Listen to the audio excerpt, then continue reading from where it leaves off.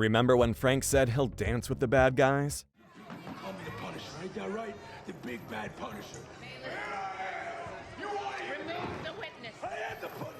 I'm right here. You want it? I'll give it to you. Looks like he's finally gonna get to do it. Oh, you haven't heard? The Punisher is back, baby! That's right, Jon Bernthal is reprising his role in Daredevil Born Again. After rumors from quite some Hollywood sources insisted that Jon was gonna be reprising his role as Frank Castle, insiders have finally confirmed the news as the show starts filming. So, I believe it's time to ask the big questions now. What's our boy gonna be doing? And you really can't respond to that question without first understanding the title of the show. Born Again, a well-known Daredevil narrative by Frank Miller, serves as the inspiration for the show's name. The narrative takes place between February and August of 1986 and shows how Kingpin depletes Matt Murdock's resources psychologically and financially.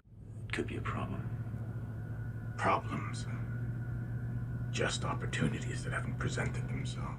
At the story's conclusion, Matt rebuilt the life Kingpin had wrecked, therefore the plot's name. Nevertheless, Season 3 of the Netflix series Born Again was combined with another storyline called Guardian Devil. Although it's unlikely that Marvel will be tapping that again, especially given the fact that Marvel is being super secretive about Karen's presence in this new series.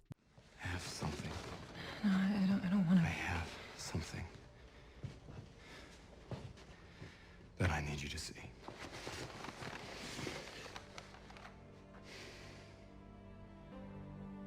I'm Daredevil. Despite the fact that she plays a crucial part in the Born Again tale. But I guess it's safe to assume that the series will continue where it left things off on Netflix. But it's weird imagining Daredevil without Karen, as she had a significant role in the whole tale. How will they function without her? The most we can do, therefore, given we still don't know much about Born Again, is try to guess what Frank's personal tale will be. So many exciting things to explore, where should I start? Maybe how Frank decided to kill all of New York's criminals at the end of the last season is a nice place. Yet since then, a lot has changed in that field of business. The conclusion of the episode was followed by a fairly significant event, since prior to Infinity War, the MCU was operating on the same chronology as the actual world. A purple extraterrestrial with a bejeweled glove went ahead and wiped out half the universe. Screw you, Thanos. But hey, you must assume that Born Again will discuss how the snap affected Hell's Kitchen. Currently, Matt appears to be succeeding admirably for himself. Tell me you are not heroic, that you have not endured, or suffered, or lost the things you care about most. And yet, here you are, a survivor of Hell's Kitchen. Nonetheless, I believe that the show will examine how it all affected Frank's life and career. Maybe he was the victim. If he was, he would be quite dissatisfied to see all the effort he had been making go to waste while he was away. I get it. So I'm gonna find Bill. And I'm gonna end it. I'm gonna do it my way. And you gotta be right with that. He could possibly have thoughts on Ronin, Clint Barton's alias under which he filled in for Frank during the years following the snap. But on the off chance that he survived it, he would have had direct knowledge of what drives the majority of criminals. The Punisher may have to change his punishing methods. Of course, none of us can overlook the problem that is already present. Kingpin will have a role in how everything in the show comes together. We now have a general sense of what Fisk has been up to. Shout out Hawkeye.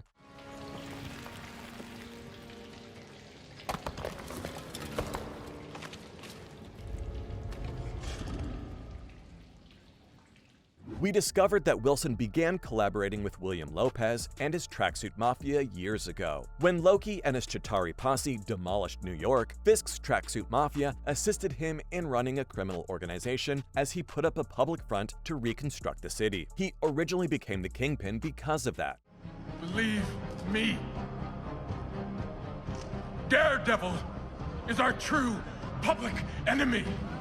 Okay, so on a side note, I don't know if you have played the Spider-Man video game, but the whole scenario makes me believe that we're gonna get a Spidey cameo at the very least. So, coming back to the topic, Fisk lost a lot of power in the criminal world as a result of the snap and his incarceration. He was able to persuade Ronin to eliminate the Tracksuit Mafia's top brass so he could take control, and everything he did while working for Hawkeye was aimed at rebuilding his criminal enterprise. Indeed, his ambitions went doo-doo by the conclusion of the show. Even Even while I'd really like to see more of the Tracksuit Mafia and their brothers, I believe they are now out of the picture. But given that Fisk must be working on other plans, I don't think it was actually the end of the road for him. I believe that Born Again will mostly be about this. Wilson is essentially doing what Matt Murdock had to do in his Born Again narrative if you think about it. He attempted to reconstruct it after losing practically everything. Are you getting the whole Born Again narrative, huh? Anyway, Frank could also need to have a rebirth of his own following the snap. Daredevil and Punisher could collaborate on this episode to once more foil Kingpin schemes. The distinction is that the battle is more level because he isn't nearly the Kingpin he once was. As is customary, whenever Matt and Frank get together, they will be arguing about how to approach this. It would be the simplest solution to just kill Fisk for the latter, and you know Matt could also give it a thought, especially after 3 seasons of dealing with him. Yet at the end of the day, he'll probably try to send him back to jail. All of this will be done in addition to the show's efforts to develop a new universe within the New York underworld of crime. But is it just me, or are we missing out on some good enemies? It is a lot to accomplish, but it is also twice as long as the previous longest Marvel shows on Disney+.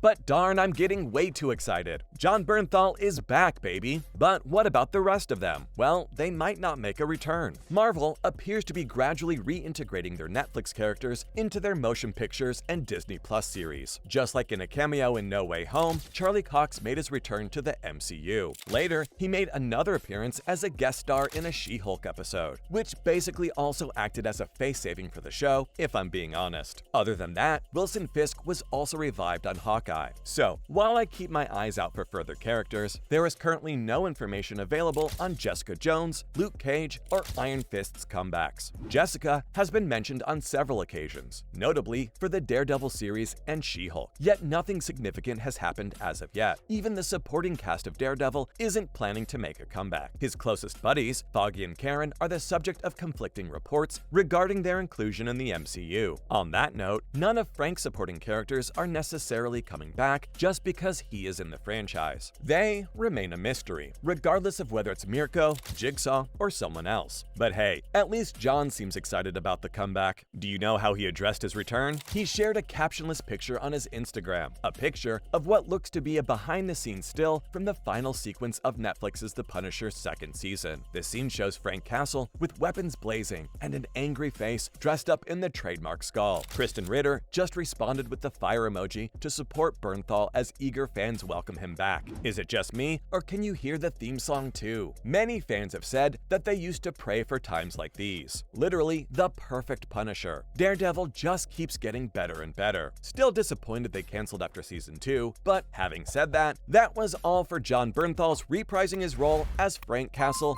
/ Punisher in Daredevil Born Again.